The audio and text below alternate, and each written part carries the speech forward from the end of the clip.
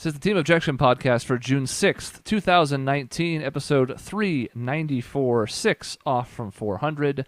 Yeah. I already have things planned for that one, although I don't have them executed yet, but don't worry.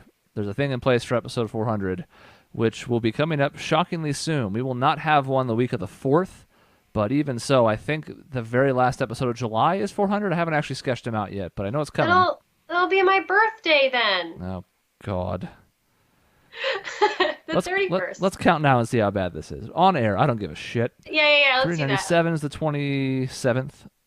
398 would be the 4th, but we're not doing one on the 4th. Okay. So then, Yep, 25th is 400. Okay, so it'll be the week before my birthday. And technically, it's not on a Thursday anyway. It's on a Wednesday, but... Well, we're recording right around it either way, so it's kind of the same thing. That's true. And I'll be 30! Welcome to it. 30, flirty, and thriving. That's what they say, right? I don't think I've ever heard anybody say that. What? It's on that movie 13 going on 30. I've heard 30 and flirty. I have not heard the thriving part. I think it was just from that movie, which I've seen that movie way more than I'm willing to admit. Actually, I just did it. Here we go. Mm-hmm. Well, everybody has their guilty pleasures. It's fine. It has Mark Ruffalo in it and Jennifer Garner, I think. Yeah. Sounds like a rom-com. It is 1,000% a rom-com. It's not good, but also I do love it. Well, and we know from last time that you have a lot of rom-coms as guilty pleasures. That's true. Oh my God. I think we either have it here or Jason and I were just talking about it, but the Ryan Reynolds movie, it's like Best Friends or Just Friends or something like that. Just Friends, I think.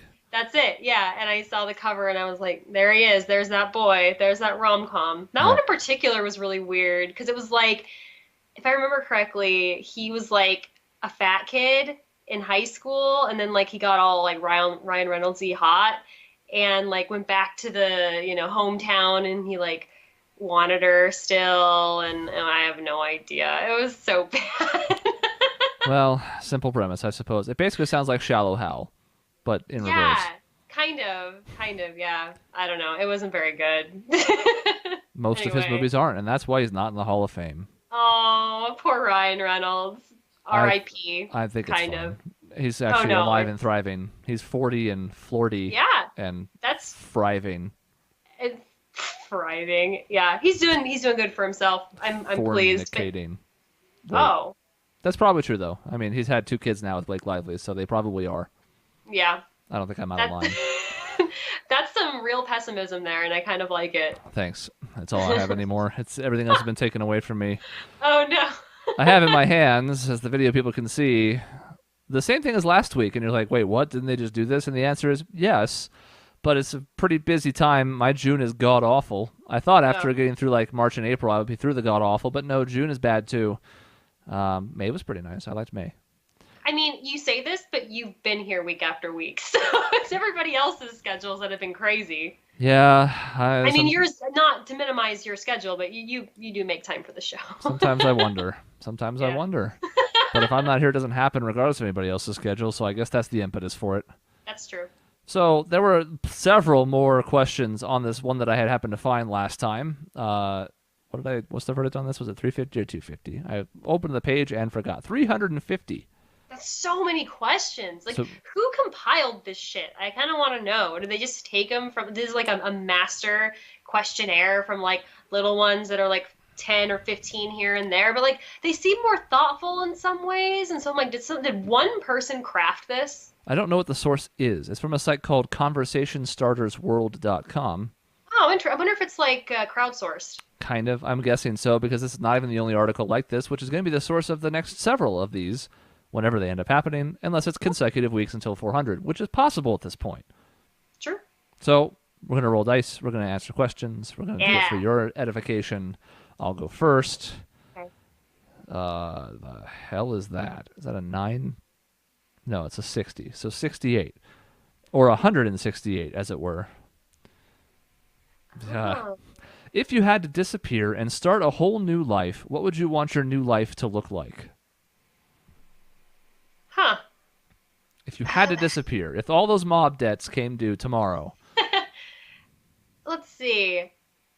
I mean, I would be kind of sad because I kind of like I kind of did that, but not because of the mob, but because of my gross ex-boyfriend. And I did kind of start over in a lot of ways. I was in a new town, like a new job essentially. So I kind of did do that.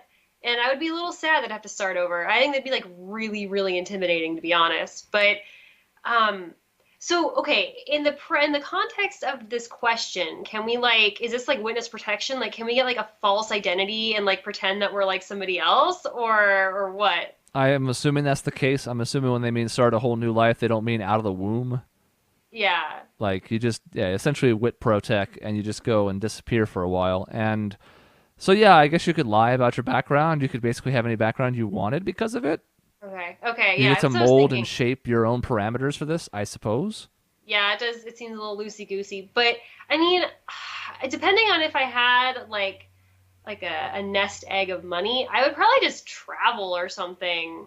But if I still had to work, I don't know. Like I would probably lie and say that I had a different degree. Because like I like my job, but it's not exactly the most invigorating career, and I don't know. It might be fun to do something else. What that would be, I have no idea. But maybe not marketing.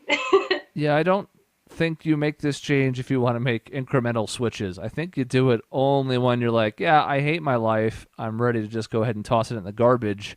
Yeah. And anything is better than this because, we talk about how the grass may not always be greener. Fine, whatever. You get the chance to kind of have a say in how this goes. So I think that helps to some extent. But at the same time, you'd have to kind of not want to keep anything that you currently have because if you do, why I would you bother know. starting over? Yeah, exactly. It's kind of a weird question because I'm like, but I don't wanna. But if I had to, like, God, what would I do? Maybe I would go like work on a weed farm and like grow weed. I don't know. Like, I mean, it that should be sounds vastly different, chill. right? Something Yeah, that you would want exactly. to do, at least try it out. It doesn't say you can't come back after you try it out and then decide you hate it. It's not like it Yeah. doesn't say your whole life is dead to you. Okay, maybe I would be a florist. It's weird because like I kind of have like a black thumb. I'm not very good at growing things, but I've been gardening lately or like committing myself to actually doing gardening, and it's actually weirdly rewarding. And so that might be fun, like having like a big old farm with flowers and shit, and then you like harvest them and like arrange them. That might be kind of nice.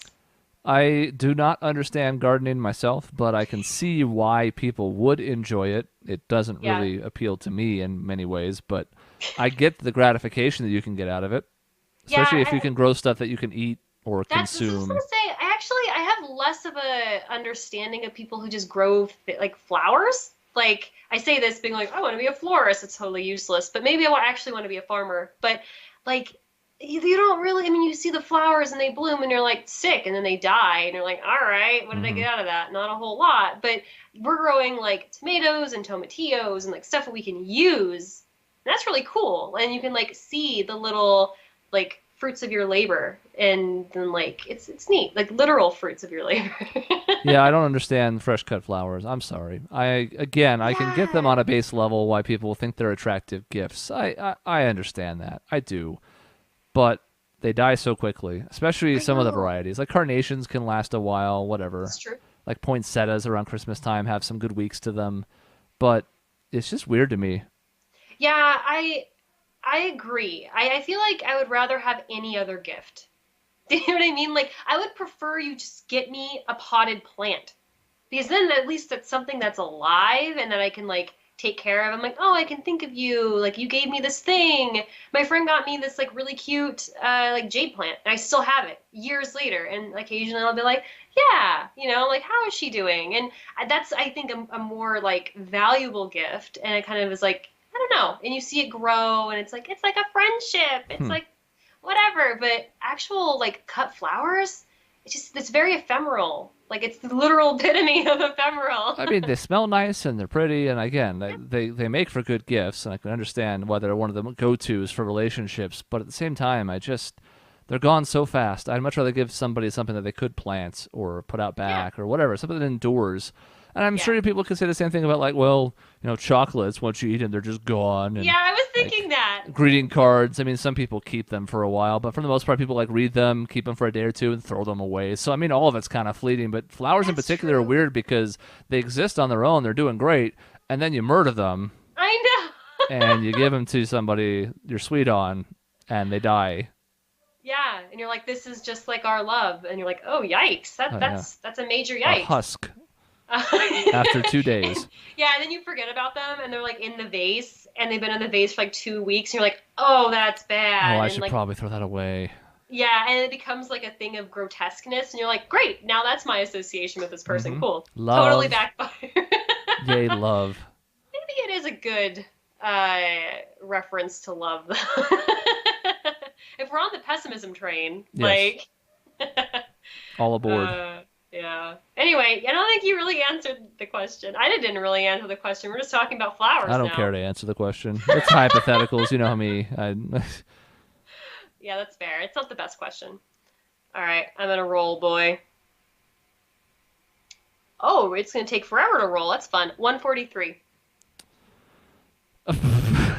Oh no. Well, I've really liked most of these questions so far. A couple I haven't been 100% on. Are We you vetoing skipped. this one? We vetoed one last time. I don't know how I can not. I don't know why this is here. Okay, I want to hear it. What's the opposite of a koala? I hate that. What? Okay, just a second. I do want to think this through. I mean, I'm trying to give everything the benefit of the doubt and at least attempt to answer most questions, unless they're just abjectly stupid. I I can see how this is an icebreakery kind of question. I just don't understand what the point of it is. I don't either. Like, why So does the like, ice need to be broken in this so case? it would have to be a carnivorous non-marsupial that does not hang out in trees. Is that the opposite or the converse? Fuck, I don't know. Like, I hate this question. I would like to move on, please.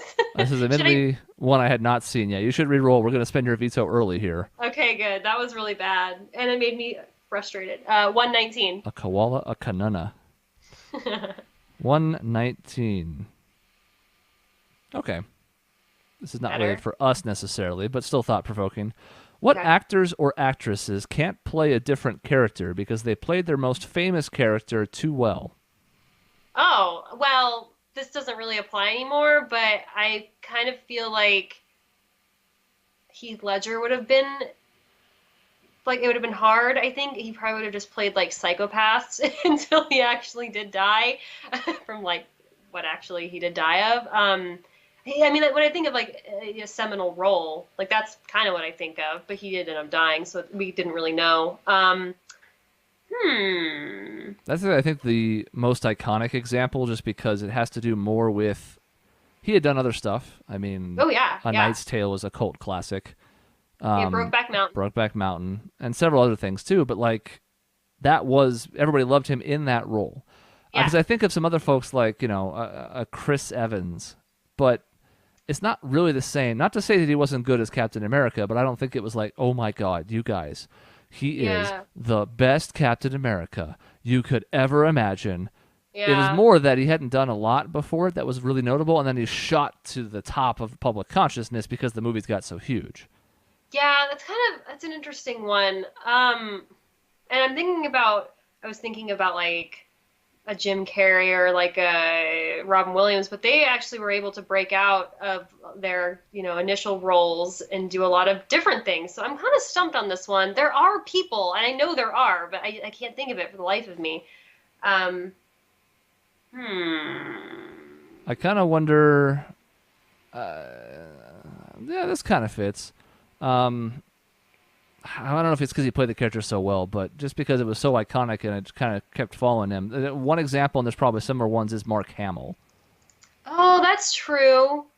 That is similar to what we were just saying, though, because like that, what he went from basically nothing to this role, and then that was like it. Yeah.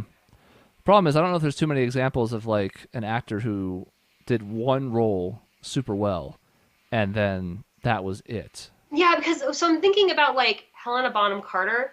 Like, there's no real one role where I'm like, wow, she was amazing, but she always plays like the insane old woman. She's like a crotchety old woman, and like every single. Well, and I think it's also because she only basically is in her husband's movies, and so whatever. But yeah, like she kind of has taken on just like she's been typecast, I think. But I think that's a little bit different too. We're not really Because then I think that would also be like Michael Cera would be a typecast person as kind of like the pathetic, whiny, like young adult who's just like, I'm trying to be cool, but he's not, you know? Yeah, so it's not even just one particular character; it was his archetype. Emma Yeah. Thompson has had some pretty good roles overall, but I'm not sure there's one that in particular that stands out as like that's the one. Oh, interesting. Yeah. Nanny McPhee. I wonder if Liam Neeson would be an example of that. Not because he played the role super well, but like it's weirdly iconic as in Taken. Like everyone just like quotes it, and like I feel like he's just that character in every single movie as well. Mm-hmm. Yeah. Might be a good one. The biggest issue is this iconic character too well bit, because you can think of I somebody that know. there was either the first one that you were exposed to that you can't stop seeing them as, or the biggest one. Easy examples for that, dozens. But other than Heath Ledger, I don't know that I have an answer for this one. Yeah, same. I think Heath Ledger is a good answer. That we just like didn't see like the trajectory of his career after it, really. Mm-hmm. You know, so it's hard to say. I imagine different people from different eras are probably this way. I imagine there's some people who came out of Pulp Fiction having a hard time imagining either Samuel L. Jackson or John Travolta as something else. I imagine this is probably true of The Big Lebowski. Yeah, That that's one actually true. might still maintain. I mean, he was in Tron. Jeff Bridges has been in a lot of stuff, but I think that's one where, that's probably sticks out. I'm sure there's other ones we're not thinking of, especially if you go older, but Yeah, yeah. I more think recently, well, and I think it's a good point that it kind of depends on your own age and like when that person was super active in their career versus like so yeah, I think that's kind of it's a super subjective question too. but hey, So at least it was better than whatever. the fucking koala one. Yeah, what the hell was I that? don't know. 61. Oh, God, I'm in my search tab. Page down, page down, page down, page Oh down. no. This Poor, is poor. too broad for my liking, but what the hell? We're not going to veto it yet. I got to keep my veto. Do you think that humans will ever be able to live together in harmony? No. We're humans. No. It's never going to happen. There's always going to be outliers. Always. Mm-hmm.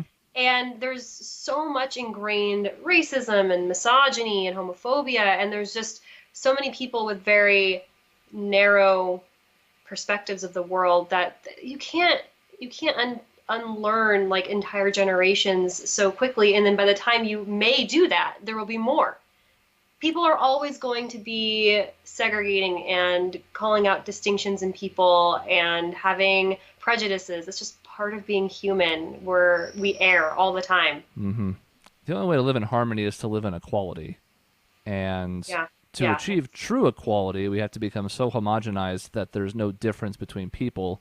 And because everybody's experiences is very different across the board, like if I was going to go to Ghana tomorrow, I mean, I hope the people in Ghana have the best life they can. I don't know what the hell we would talk about. I'm not saying we have nothing in Yeah. common. It's just there are such stark differences between people of different backgrounds, of different upbringings, of different locations that even though the internet has made the world smaller, it's also made it more of a pain in the ass. And Yeah. as such, I can't imagine this ever happening. No. No, there's just no way. I mean, if you think about it just logistically too, like it's just there's always. I mean, even if you're thinking about humans on like a very like singular personal level, you also have representatives of these people in different nations, and so there's politics involved, and like it's just the way that we have structured like human life is very disparate. And I think you're right. I think equality is the key there, and it's just impossible. It is absolutely impossible under the way that we currently have things structured. So, no.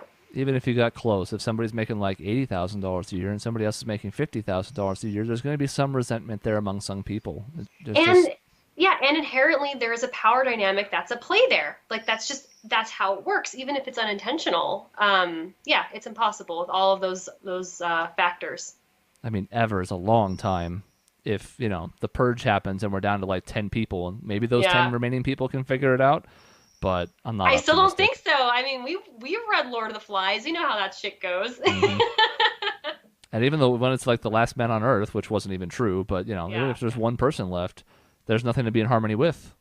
Yeah, that's actually really interesting. I know, like, I really enjoy when people have like philosophical, discussions or conversations about stuff like that because I think it's true. Like, yeah, and it's kind of. I'm sorry, I'm like going off in some weird like internal debate with myself, but it is interesting. I don't think it's possible. I really don't. Get it out of here. You're up. Get it out. Oh yeah. Also, what is this noise I'm hearing in the background? Children? No, not that. There's like a periodic, maybe every 15 seconds, kind of like exhaling noise. I don't know. Maybe it's A me. disk drive in the computer, maybe, or I don't know. Uh, It's it is kind of loud. I'm gonna actually I'm gonna move my mic away a little bit and see if that helps at all. Sorry about we're that. doing this on air. I still hear it. It's fine. Okay. Sorry. It's like every 10 seconds and it lasts for a second, and I don't know what it is. Really? It's a little quieter now though, so maybe that did help. Okay. Sorry about that. Yeah. 164. What's the most amazing true story you've heard? Oh God. Um. The only problem with the deeper ones is it also means it's harder to answer quickly for the sake of a radio format. Yeah, no kidding. Like that's so I have to like really dig deep in the repository of my shitty brain with bad memory. God. I don't know if I'm going to be able to have an answer for this in a time that's meaningful for this show. I think what it would be, and maybe I'll find an example quickly, but it would be something along the lines of I'm amazed by coincidence. I'm amazed by chance encounters. It happens a lot more in Flagstaff probably than most places because we're a smaller and more like tighter knit community, but it happens everywhere. In Phoenix, sometimes I've run into people in places I never expected or heard about people that know each other that I never would have connected. So a lot of those type of things are what amazes me. I don't know if I'm going to have a specific example. I can't think of one off the top of my head. I agree. I'm really fascinated by like even just this is very minor. This is not amazing at all, but like I went to pick up a kayak this weekend with Jason, and we were talking the person who was selling it to us, and Jason was wearing a shirt from where he's from, and she was like, "Are you from there?" And he's like, "Yeah." And she's like, "My partner's like from that exact town." And it's like, what, how does this happen? And like there are things that I've heard before, and I can't think of it off the top of my head, where it's like not just something like that, but like the amount of like time someone's lives have like intersected and then like gone away and then come back together after years, and then like it's just so crazy, like that kind of thing. I've heard stories like that, and I can't think of any off the top of my head, but I'm always just like, what? Like it's moments like those where I'm like, I feel like I'm agnostic. Like I can't be atheist. That sounds really weird, and like maybe that's like shitty or like I don't know, but it almost just feels like fate in some strange way, and it is kind of amazing. And maybe it is just coincidence, and we're just a bunch of coincidences floating around in space. But I don't know. But those times where those weird connections happen, I think you have to at least think about it. Yeah, and I think that is cool to at least have that moment of pause and be like, this is amazing. Like the likelihood of this happening, if you're thinking about it scientifically, mathematically, is so slim to none. Like I have to question, and that's really cool. I think that's something that we should do more of. I think so too. Let's have a number that doesn't start with a 6. Okay, good. 32. All right. What are some of the best vacations you've had? Aw, okay. These are my personal experiences. I could talk about these for days. My first trip to Costa Rica with my parents when I was 10 years old was life-changing. It was the first time I'd ever been out of the country. I think I may have been to Mexico, but like it was really just an extension of the U.S. where we were. It wasn't like we actually went into Mexico and experienced the culture. It was like Rocky Point or something. And I don't remember it even if I did. Costa Rica was the first time I was really exposed to a different culture, and it opened my eyes to diversity of people and landscapes and environments. And I hated a lot of that trip because I was 10 and my parents were like, let's go hiking in the woods and like let's stay in a hotel with no with no glass in the windows, and like you now have like 18,000 mosquito bites all over you. And I was like, this is a nightmare. And I remember like having multiple like meltdowns because I was stressed out because I was 10 and spoiled, and we were in this like essentially a third world country, living among and with people who are in poverty. And the other thing that was really amazing is how happy they were. They didn't have anything. Like they had their families, and they had their necessities, and they had their environment, and they loved where they lived, and they loved each other. And every single town, no matter how tiny, it could be like a five family community. They all had a beautifully immaculate soccer field. And it just kind of shows like how much community mattered to them and how they would come together and like play this sport together. And it was just, yeah, it was super eye-opening and amazing. And I've had other like really cool trips. But like that one was like definitely the most formative for me. I have a few. Hawaii was really good. I want to go. Talked about it on the show. Several Colorado trips. I mean, I've been there. I mean, some of them aren't really per se like vacations, but I've been there probably 4 dozen times in my life, maybe more.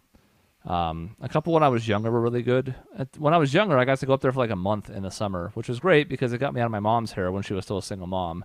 And my grandparents were just like, "Oh, we're retired now. Let's just go up for 2 months." And I was like, "Okay." A few years in there, I got to take my best friend in grade school with me, so we could spend. He didn't get to stay the whole month, but he got to stay like a week or two, and we would put up. My aunt's still fond of telling the story where we would put up tents in the garage and like run a cable in there so we could have like a little 8-inch TV inside the tent and whatever. So a lot of those are good memories. I even like the one that we did last summer. Just we had so many people in one place. That's pretty cool. Even though it was a nightmare to plan. Oh my God, I know. You were really stressed out about the whole thing. And I remember you, like, we were talking at one point and you acknowledged, you're just like, I know that I have all this planned to a T, but something's going to go shitty and then it's not going to matter, but I'm still going to plan it anyway because that's what makes you feel better. Mm-hmm. I know that feel very much. That's what's funny is like when I'm on my own, I really don't care about going with the flow or even with like another person. So like relationship or whatever, I have no problem being like, I don't know, I have plans, let's just figure something out. Yeah. If it's more than like 3 people, that's it. Yeah, I'm done. I have to know everything that's happening. Whether or not I've set it up, even if I'm just kind of along for the ride, it's like, okay, so what are we doing today? What's on the itinerary? Where are we going? What's the setup for that? We have a car rented. We're going to fly with. I can't help it. I can't either. I think it's because I so desperately want everyone to enjoy the time that they're having. And especially if I'm the one who's planned it, it's all on me, right? So if someone's like, I had a shitty time, then I'm at fault. And I hate that. Like the perfectionist in me just can't handle that. So that to me, like that just means I'm going to micromanage every single moment of it to make sure that doesn't happen when realistically I know that it's going to change minute by minute because I can't account for people being people and just weird happenstance and stuff like that. But I know that feel. I'm very much the same way. I mean, I had a great time every time we stopped to do an activity on that trip. Yeah. Because then it was done. So like when we got to the karaoke room, I was like, all right, well now we're here for 2 hours. I mean, I still hope people have a good time, but like now we're committed. Whatever happens here, like we're here. Mm-hmm. We went to the El Dorado Canyon. Okay, well we're here. That's fine. Who knows what we're gonna do for 5-6 hours, but we're here. I'm sure it's gonna be fine. And now that we're here, whatever. Like I don't have to worry about a car breaking down or people getting lost or it's much easier that way. It's true. Your turn. Oh, yeah. God, I always forget when it's my turn. Especially when there's 2 people. I don't know what's happening right now. I don't know. I'm a mess. 195. Hey, the high side. Mm-hmm. Why do I keep getting weird ones? I mean, maybe this will get weirder the further down we go. I don't know. Because the first 100 were pretty solid, but I didn't read them all. Yeah. 195 is, which apocalyptic dystopia do you think is most likely? I mean, I think a lot of them are overblown, but I do see a lot of like prophetic stuff going on with like 1984. Like I see a lot of that actually happening. I think about it in like a less malicious kind of way, like the way that like Google is like collecting data about us and like where our phones listen to us. And I do think that it could very easily be used for bad. And I think about how Facebook farms our data and then like hands it out to people. I definitely feel like there is a surveillance aspect, clearly not to the point of like where that went, but I could see it. I could see it happening, and that's what kind of makes it so scary. I don't know. I think overpopulation should be more of a concern than it is. I feel like I heard about that a lot more in the 90s when I was a kid than I do now, even though the problem has not gotten any better. I don't know if it's because it's kind of fallen behind stuff like climate change, so it's not at the forefront. But it's like that's connected to so many things. That does include kind of climate change to some extent. That includes Yeah. like food issues worldwide. That includes livable places. I mean, there's still plenty of room out there for people to build, but only so much of it is really in livable climates. Yeah. There's a lot to that I think like we're what almost 8 billion people now. There's Yeah. only so much God, room. I know.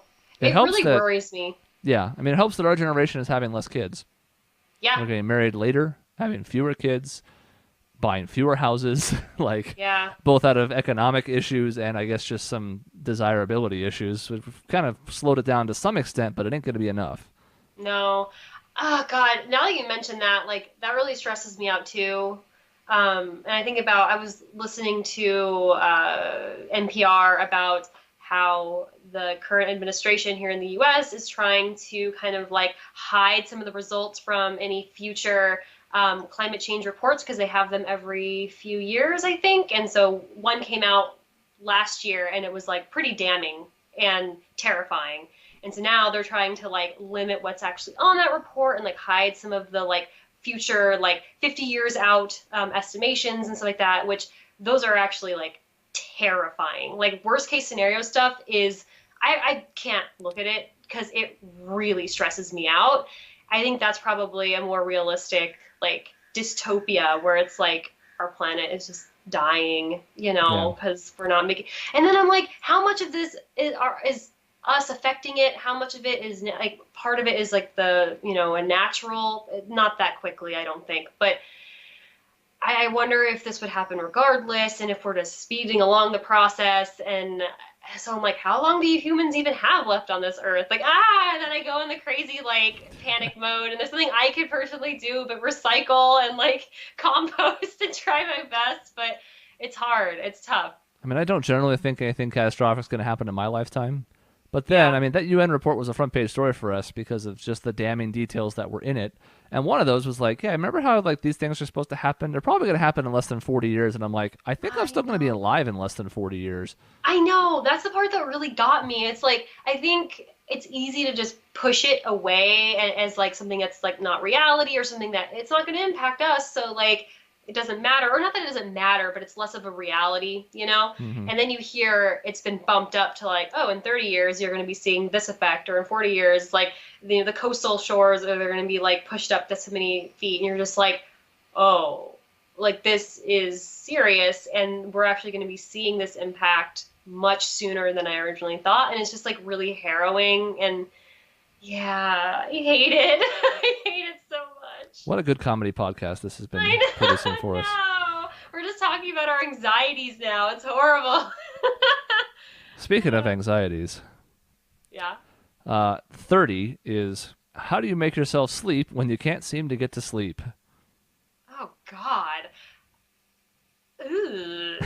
You know, it's kind of interesting. I typically don't have issues sleeping. And when I do, I just kind of suck it up. Fortunately, I don't have like insomnia or anything where it really would affect my life if I just stayed up like an extra few hours and had like a really like a 2 or 3 hour like night day going into it. So like I usually just kind of like lean into it and I'll like read, do something very low energy so that if I finally start to feel like I'm drifting again, I'll just like put it away and try again. But I've done the whole just like laying in bed thing and just like eyes closed. And honestly, it's worse for me because then my brain starts moving and now all the things, gears are turning and I'm thinking about weird shit. And it's just stressing me out. My blood pressure's going up, my heart rate's going up. And I'm like, okay, this is not helping. And then I'm like getting stressed out because I'm like, I'm only going to get 3 hours of sleep if I could go to sleep right now. And it's a bad vibe. So I just have stopped trying. The worst thing you can do is lay there and or toss and turn. I It's the know, it's worst so thing you can bad. do. The It's best like, thing you can do is get up and move around a little bit, or at least do something that is not just trying to sleep when you clearly can't, because all you do is ramp up your own nervousness about it, and you're like, okay, like the hours are dwindling by very yep, slowly. I generally will read if I wake up in the middle of the night. Doesn't happen very often. I usually sleep pretty good too, but I usually lay there and read like a long form article yeah, or a chapter of a book maybe, but something that's low key. yeah. I'm not going to do anything that's engaging, like a game, even if it's like a mobile game where you don't have to really pay attention. Even so, it's just trying to do something that's going to pass some time to where I might be able to try again. Yeah, same. All right, a quick one. That's good. We need quicker ones. Yeah, 160. Good, another 6-1. Great, yeah, that's wonderful. Thanks, luck. All right, well, not so much for the quick ones. What scientific discovery would change the course of humanity overnight if it was discovered? Overnight. The course of humanity. The course of humanity. I'm actually trying to figure out, so like we just talked about, climate change discoveries or whatever. I'm trying to figure out, Yeah. like, if the UN report had said we have 5 years, Yeah. would that have mattered? I don't think so. I don't think so. Maybe. Which is crazy to think about. Would have mattered more. I don't know if it would have been enough. Yeah. What about, like, curing cancer? I mean, That was my first thought, too. it's big, but does it change the course of humanity? I don't know. I was almost thinking, like, if there was some discovery that absolutely proved that God was real. I feel like that would really, because, like, there's so many religions that have their own, like, doctrine and way of thinking, and if there was, like, actual evidence that God was X and whatever, this is right, this is wrong, I think that would, I think it would just, everything would be turmoil, chaos. That's a pretty good one. Or if, like, they found Jesus, he was Yeah. back, that would probably make a lot of people change course a bit. The problem, though, is, and this is true of any possible response to this, is how much does science really matter in 2019? Good point. I don't think that questionnaire was made in 2019. Probably or in the not. last 3 years. It's probably sometime in the 2000s when I think science was regarded a little bit higher. Because you could be like, this is an irrefutable scientific discovery, and there'd be people like, no, I refute that. Well, exactly. I know. We have, like, flat earthers and stuff. And so, yeah, that's a good point. What if the Earth was flat? That would change the course of humanity. That would change the course of history. Yeah, I would definitely make everyone rethink all of the science in the last forever. I mean, there's several decent answers to this, but then again, in today's climate, I don't know how much any of them really matter. God.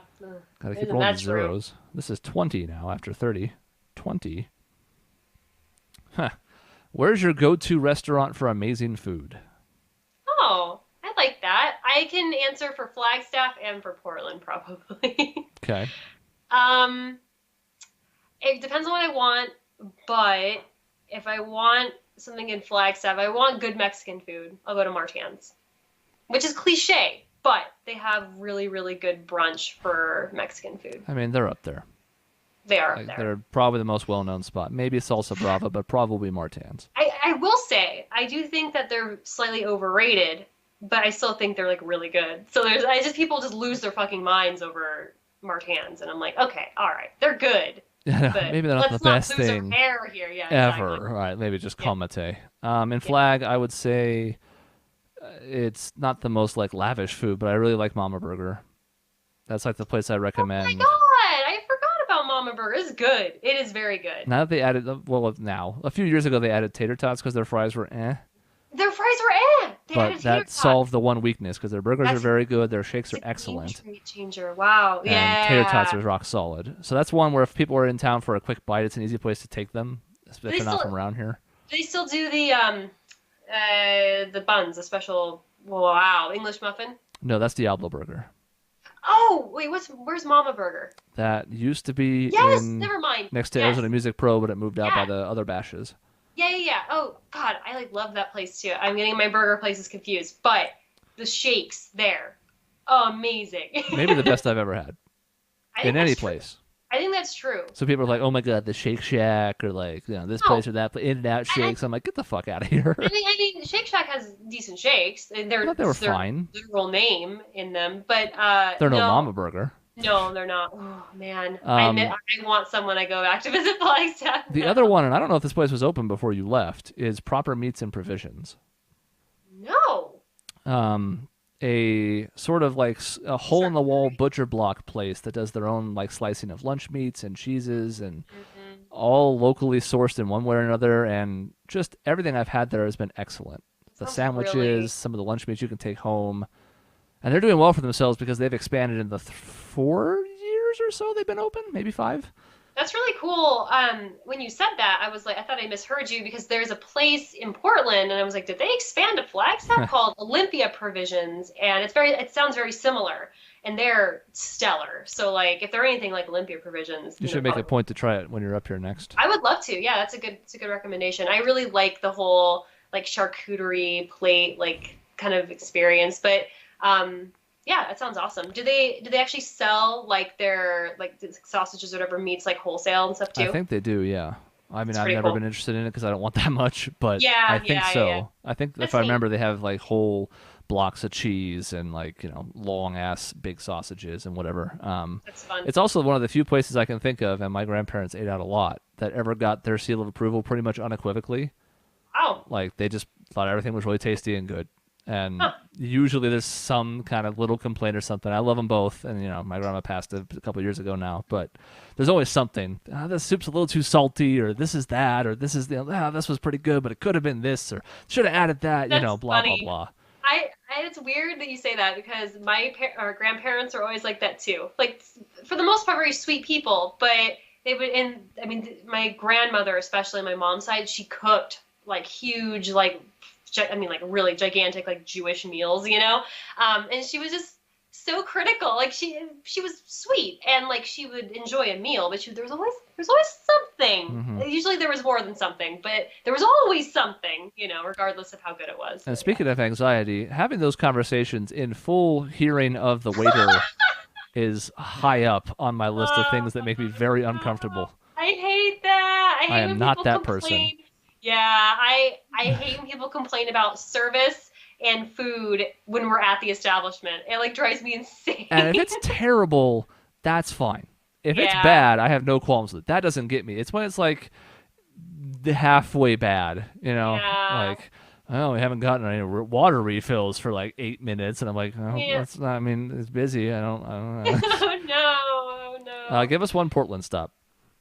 So it's super cliche because everyone like loses their mind over it, but it is the best fried chicken I've ever had, ever. It's called Screen Door, and it is my favorite brunch place in Portland. Everyone wants to go when I go or when they come here, and I'm just like, oh no, that sucks. We have to go to Screen Door again because it's very well known and it's just kind of like, yeah, its reputation precedes itself. But it is, I mean, I kind of hate hyped up brunch places because literally there are hundreds, if not now, like over 1,000 here in Portland. And Hmm. they're honestly all mostly a dime a dozen. Like they all taste good, but none of them are like really stellar where I'm like, oh, I definitely need to return.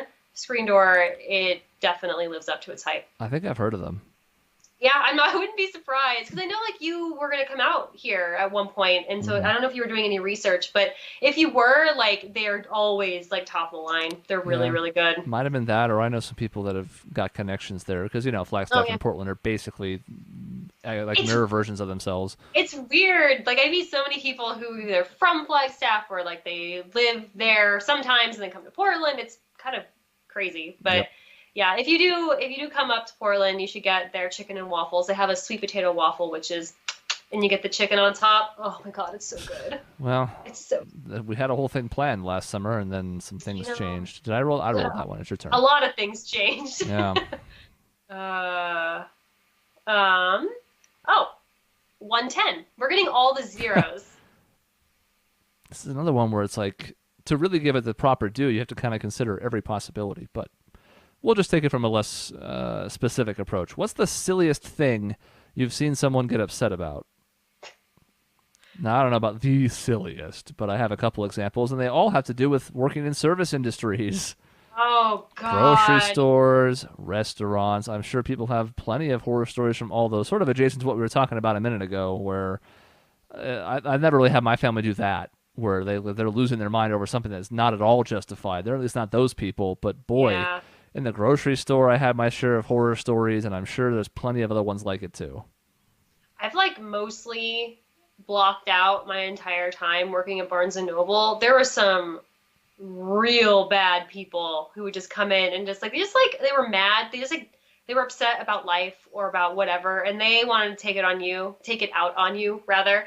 And it was just so petty. Though I didn't experience near the amount of pettiness and like annoying customer service than people who worked in the cafe. Like they would come over and tell me stories, and I was just like, oh my God. Like there wouldn't be like the proper amount of foam in their drink, and they would like throw it back at them, like quite literally, like get them like, wet and like hot coffees all over them. They're just like, do it again. It's like they just want to lord over the fact that, that you're in the service industry.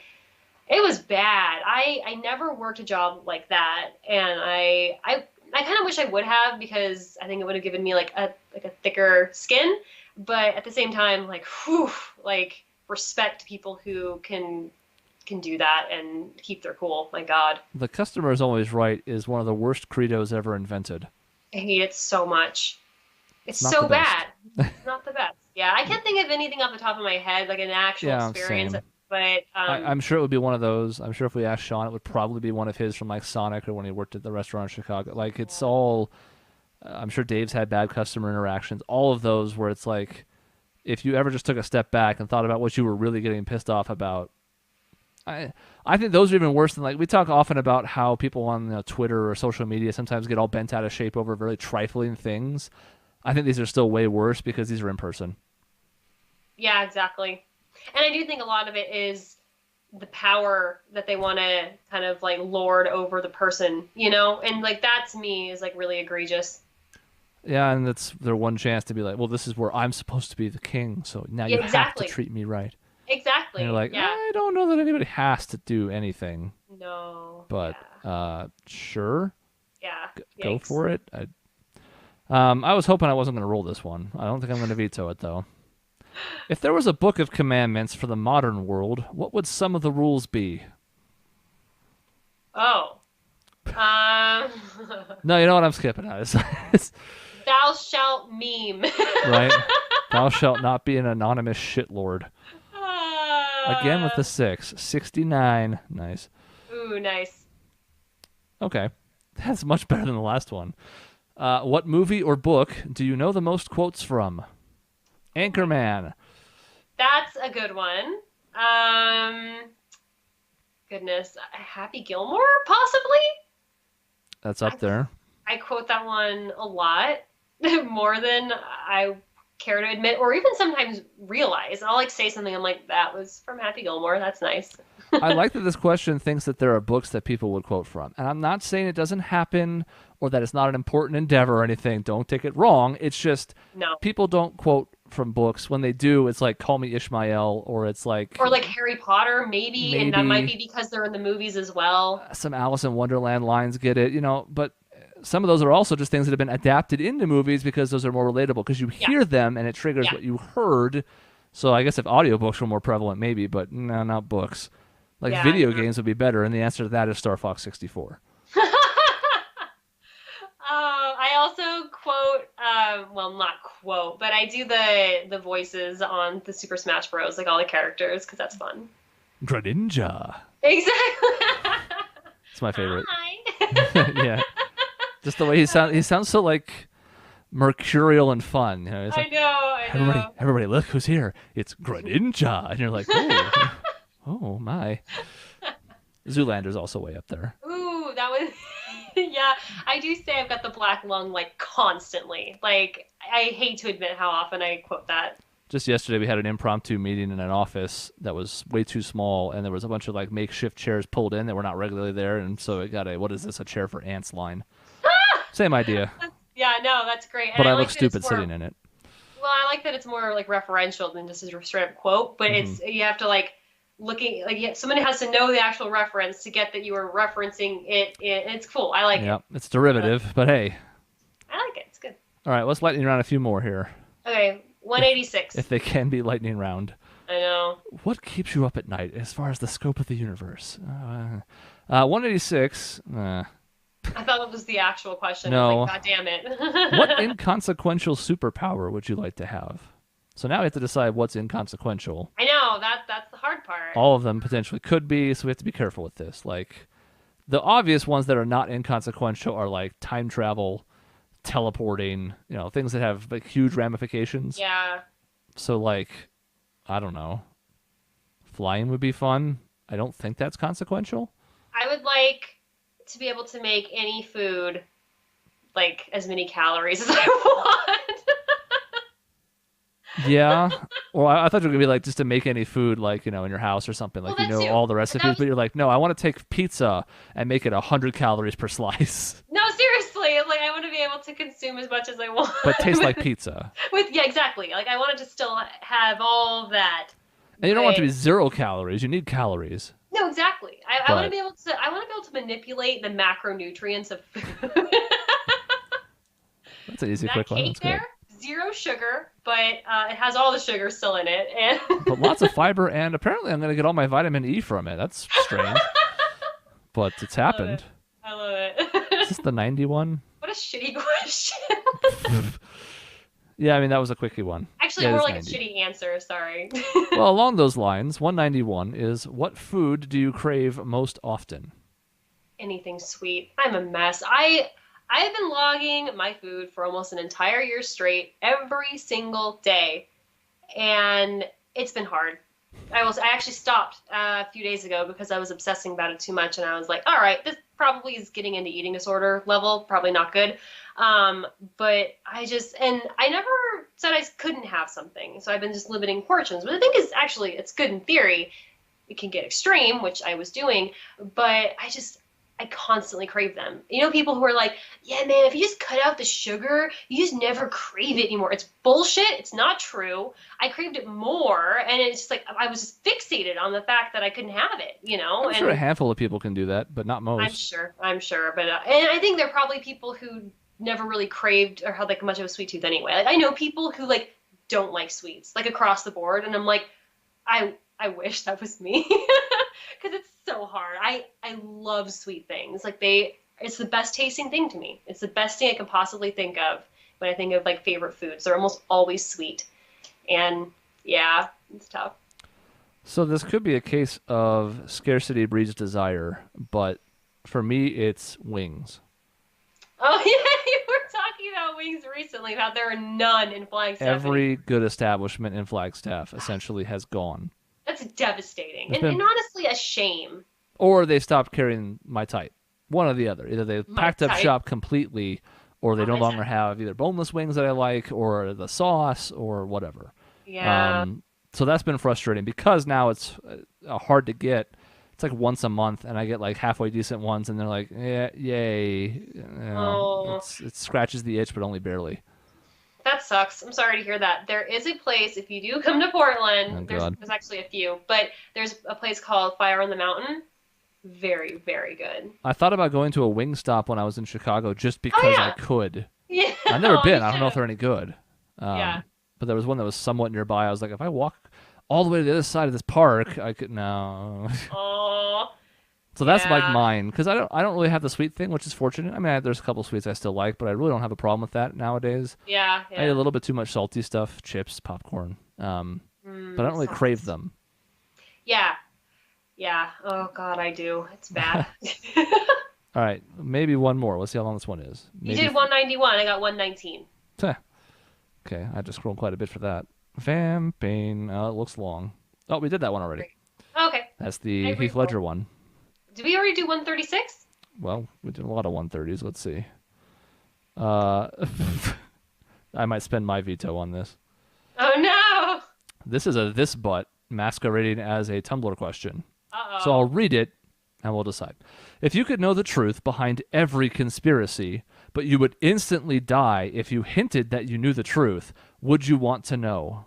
No. What? That Yeah. sounds awful. Flat That no. sounds Vetoed. Roll again. like you just living in fear that you're gonna have that Well, and one what moment of benefit does that do for me? There are times where you no, can do these this no. but type questions and you go, well, I get this out of it, but it's terrible or it might have But you ramifications. know, and it's like I who know who killed cares? JFK. I'm like, I don't lose sleep over that. Yeah, and you can't tell No. anybody, so it's totally ineffectual. Who cares? All Yeah. right, re-rolling. 173. Okay. We spent both of our vetoes, so we're stuck on this. All right, easy. Good. We can get in one more round. What's the most recent show you've binge watched?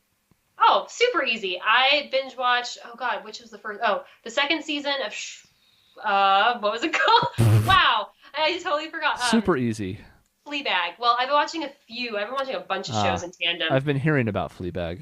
It is so good. It's probably some of the best show writing I've watched in a very long time. Super good. I also watched the first season of Tuca and Birdie. Also very good. Very different. It's on Netflix. But... I finally sucked it up and I'm going through Parks and Rec. Oh, I got through season 1, which was terrible. It's not good, no. Like, I think it's just actually bad. You're through it, though, and season 2 is really good, and I'm into season 3 now. Yeah. I usually watch a couple episodes of a show that's lighter at night, because that's like what I like to do when I finish work. I close the laptop, I go in there, and I lay in the bed, and I like watch a show for maybe 2-3 episodes if it's short. Yep. And so that's been really nice because that's lighthearted and fun and whatever, and it's really good after season 1. Season 1 is just not good at all. No, it's like very much they were trying to just like throw a bunch of shit at the wall and see what stuck, and like basically none of it but the characters stuck, and their characters changed drastically from season 1 to 2, and so they were just like, I guess we'll just keep their names and actors. Yeah, because like the cold opens in season 1 are good, but every actual episode is way too much Leslie Knope and way too much Pitt and way too much like not funny. Yeah, so it's good to see that it came into its own, and what's nice about watching it now was, of course, multiple people, like almost a half dozen people told me, just get through the beginning. Yep, that's all you got to do. Yeah, now you're just smooth sailing. It's all really good from there. I almost feel like I could have skipped it, but I'm not necessarily like regretting the fact that I watched it. I'm just a completionist, Like I don't think I could do it, or I could do it, but I would always look like, oh, I should go back and watch it, even though I know it's going to be bad. I don't like this question, but my veto is spent. My last one is 197. What's the funniest thing you've seen a kid do? I can't think of one off the top of my head, but I see kids do weird shit all the time, and you're just like, what? Like, I can't think of one. I don't know.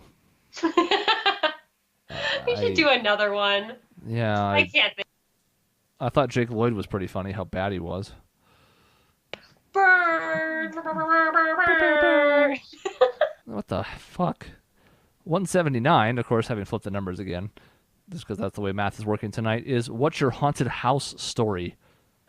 Now, I'm assuming that's sort of phrased like, what's the best thing or coolest thing that's ever happened at a haunted house? I've never been in a haunted house. I haven't really either. I guess there's a couple like carnival style things that are like it, but like at Halloween time specifically, I've never been to a haunted house. Oh, I definitely have never been in a haunted house like for Halloween, and I've never like been in what someone would call a haunted house, like, oh, like the painting fell off the wall or anything like that. Like, that's just never happened. So that's not a great question for me or you, apparently. I'm gonna try one more. 166 is what brand are you most loyal to? Ooh, that's not okay. Ooh, that's kind of hard. Nowadays, probably REI. I have a lot of shit that's like camping stuff and clothing that's REI. I think back in the day it would have been ModCloth, but I kind of stopped supporting them since they were bought out by Walmart. So. Yeah, that's fair. I don't know if it's most loyal, but I'm kind of a ride or die guy with Bose nowadays. That's a good one.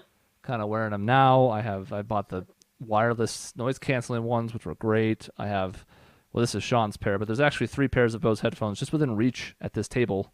I like their speakers. I think their sound is great. Do I think they're slightly overrated? Probably, yeah. And they're pricey as hell. And there's a lot of competitors like Anker, which are cheap knockoff brands that produce 90% of the quality. And I have a little Bluetooth speaker of theirs that I love. It lasts like 50 hours on a charge.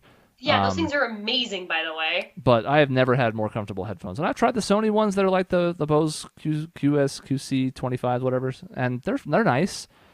But that's probably the one where I was like, I had a pair break a couple years ago, and I was like, I'm going to go to the Bose outlet store when I'm in Phoenix to fix this because I care this much. Yeah. That's a good one. I think I have a lot of Nintendo stuff too. Just thinking about brand loyalty, I'll buy. Though I don't have like the Wii U or anything like that, but just in terms of like consoles, I'm pretty brand loyal to them. I guess if we're doing that, NBA 2K, I've bought. Technically, I didn't buy for the first time last year. I didn't buy it at launch, but I've bought 12 straight years of that game. Wow! And a sports franchise that really does not need to be bought every year. That is some loyalty right there. Whoops. I only paid $20 for it this year instead of 60, but I don't know if that makes it any better. That's funny. Last one. Send us home. Do a good one. 180. We're gonna pick a good one. We're gonna do a 180. I don't know. No, this is well, I don't know if it's a good one, but it's a quick one, so it's fine. Okay. 180. What did you Google last? Koala. Because, like, I know what a koala is, but I wanted to look at one so I could try and figure out what the fuck the opposite of a koala was. I last searched for Apollo Creed. Oh, okay. I've just picked up Fight Night Round 3 for the PS3 because I wanted to play it again. That's funny. And I like taking Apollo Creed through the career mode, although now I could do, Adonis Creed instead. So I had to be like, I know what he looks like. I've seen Rocky a bunch of times. I love the series. But I was like, how tall is he supposed to be? What's that mustache of his? Like, I don't remember off the top of my head. It was different than I remembered. Did he have like an afro? No, not really. So I had to use it for reference. That's funny. Apollo Creed. I can see it on my list. If we're not talking about like literally within the last like half hour when we were doing the show, I was also looking up flights to go to Alaska. That was the last thing I was looking up. But I have a search in here recently that just says dumb actual names. That's a very valid Google search, I must say. Because a lot of what's on here on the work laptop, unfortunately, it's either work or it's D&D stuff because I'm looking up things. So a lot of them start with like 5e, and I'm looking up a spell on the fly, or I'm looking up, a condition or an animal that I don't have a record of. Those are all boring. This one was fun. Apollo Creed. That is fun. That's it. Episode over. Hey! No big outro. Go home, everyone. Bye! I'll do the outro. It's fine. It's tradition. Oh, okay.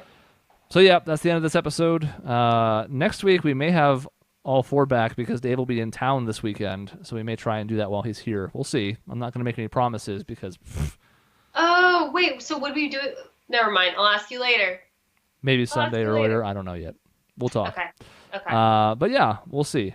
Dave will be back. He won't be, gone. He'll be in the studio. We can throw stuff at him. There we go. I can do it in spirit. No, you can just tell us to do something and we'll throw it. Like these dice, right in the eye. Okay. It'll be like a haunted house experience. Yeah. I'll be the ghost of Michelle is living in your game room. I mean, at least we'll have a story then, because right now I don't have fuck all for it. Yeah, exactly. That's the end of the episode. In between shows, you can find us at ObjectionNetwork.com, on social media, Twitter and Facebook at Team Objection. It's YouTube.com/Objection Network for videos 7 days a week, except this week. I didn't have one on Monday. I'm really sorry about that. Finally, you can send emails to the show to objectionnetwork@gmail.com. See you next time.